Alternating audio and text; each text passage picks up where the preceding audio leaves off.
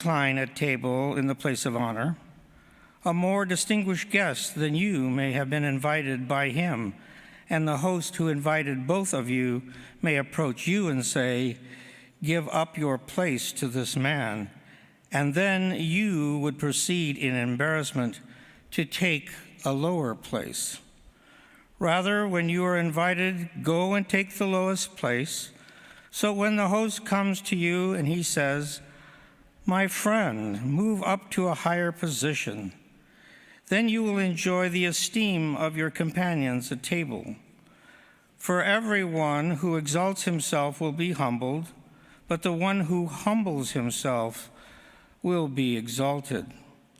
Then he said to the host who invited him, "When you hold a lunch or dinner, do not invite your friends or your brothers or your relatives or your wealthy neighbors, in case they may invite you back and you have to repay.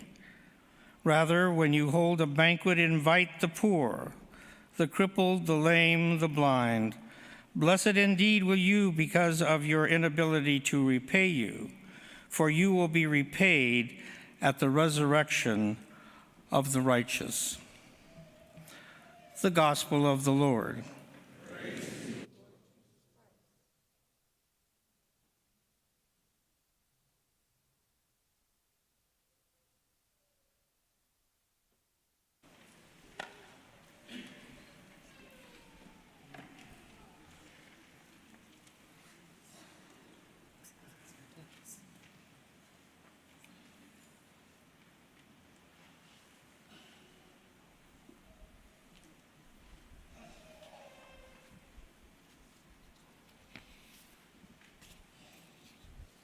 The common theme of today's readings is a need for true humility, which leads to sharing with the poor. The readings also warn us against pride and self-gratification.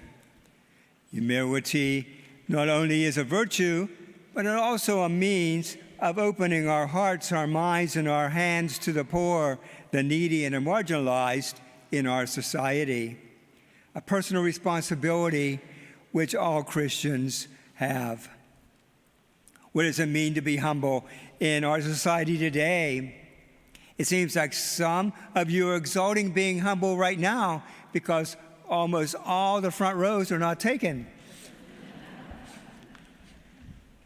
And you're all sitting in the back row, and some come early just to be able to get that back straight, to be so humble, so no one else can be more humbler than them. As our gospel tells us, "My friends, move higher so you can be exalted." And sometimes in the back, when I'm seeing some of these people, I say, "I have 3 chairs sitting right here, up here, if you'd like to be exalted and come up closer." I'm sure that we'd be very happy if someone went to the last row when we went to our favorite sport teams or our favorite concert, and they'd say, "My friend, I have a great seat in the front row. Would you like to come up and move so you can see everything more clearly?" And I'm sure everyone would say, "Sure, I'll move to the front row to be able to see the players play better." Our first reading from Sirach reminds us that humility is the basis of all virtue. Being humble is to know our place. Sometimes, though, it's hard to be humble. There's a thin line between humility and being proud. Because if we say we're humble, then really it's our pride speaking out. Are we proud to be humble and brag about how we can be even more humbly? Most people wouldn't do this because they don't think that way. Maybe we can think of that song that said, "Oh Lord, it's hard to be humble." The greater we are, the humbler we need to be. Others can call us humble, but we can't say it ourselves because we know that'll be pride. God calls all of us to humility, to look out for one another, and to give to those who can't return the favor. This is generosity.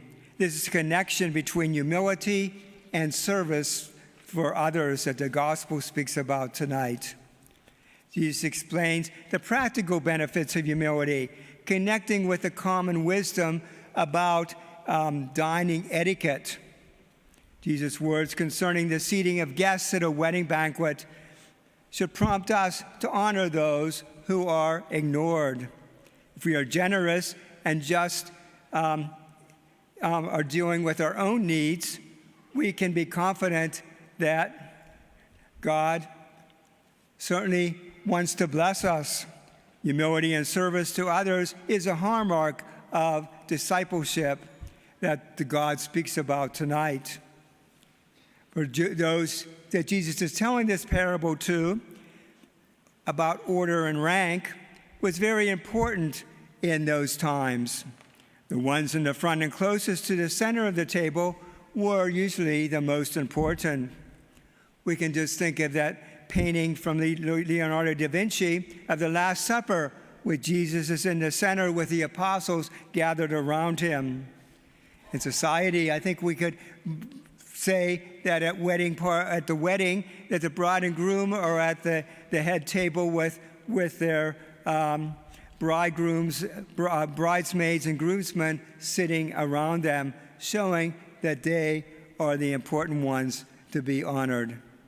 In today's culture, we are reminded to watch out for number one, to make sure we are taken care of and that our needs are met.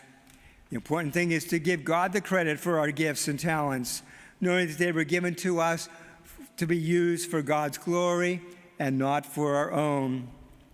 In that first reading, it says, "The more you humble yourself, the more you find favor with God." And the gospel says, "Everyone who exalts himself shall be humbled, and he who humbles himself shall be exalted." Or even St. Francis of Assisi said, "I am who I am before God and nothing else." It's a disposition of the heart.